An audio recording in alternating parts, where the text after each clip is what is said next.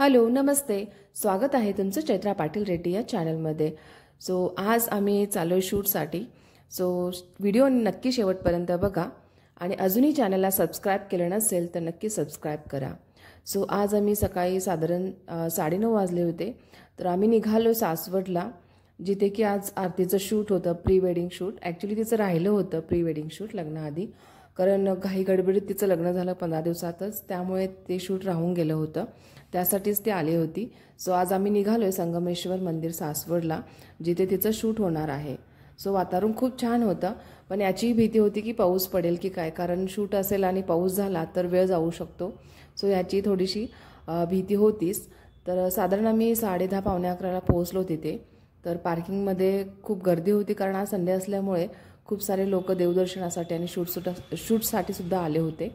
आणि तिथे शेजारीच ना रूम भाड्याने भेटतात 300 रुपयाला, जिथे कपडे वगैरे चेंज करू शकता किंवा मेकअप असेल तर मेकअप करू शकता। तर त्यासाठी सुद्धा तिथे रूम्स अवेलेबल आहेत। आणि इथे एक ना शूट सुरू होतं, वारकरी शूट सुरू होतं गाण्याचं, ते सुद्धा खूप छान सुरू होतं नदीच्या किनारी। आणि हे जे मंदिर आहे ते 700 वर्ष जुनं मंदिर आहे। आणि हे मंदिर जे आहे ते 2 नदींच्या संगमावरती उभारलेलं आहे। तर एक कऱ्हा नदी आणि भागवती म्हणजेच चांबली नदी, या 2 नदीच्या संगमावरती हे मंदिर उभारलेलं आहे। खूप जुनं मंदिर आहे, पण या मंदिराचं बांधकाम एवढं छान आहे, त्याच्यावरती जे काय कोरीव जे कामं केलेले आहेत ते सुद्धा खूप आकर्षक आहे। आणि आतमध्ये गेल्यानंतर खूप भला मोठा नंदी आहे, कासवाची मूर्तीसुद्धा खूपच छान अशी कोरलेली आहे, जरा युनिक वाटते। आणि आतमध्ये जाऊन आम्ही दर्शन घेतलं, तर दर्शन घेताना तिथे आम्हाला काळोख असल्यामुळे क्लिअर दिसलं नाही, पण आरशामध्ये त्याचं प्रतिबिंब दिसतं वरती, तर ते सुद्धा खूप छान आहे। आणि मंदिराचं दर्शन वगैरे झालं आणि यांचं प्री वेडिंग शूट सुरूच होतं। आणि हे झाल्यानंतर आम्ही दुसऱ्या लोकेशनला जाणार होतो, भाटकर डॅमला जाणार होतो। बाहेर ना एक गणपतीची मूर्ती आहे आणि त्या साईडला हनुमानाची मूर्ती आहे।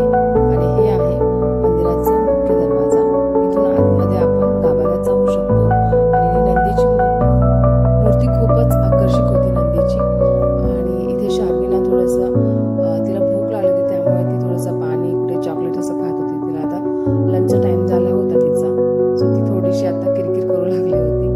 आणि शूट सुरू होतं आता कंटिन्युअसली।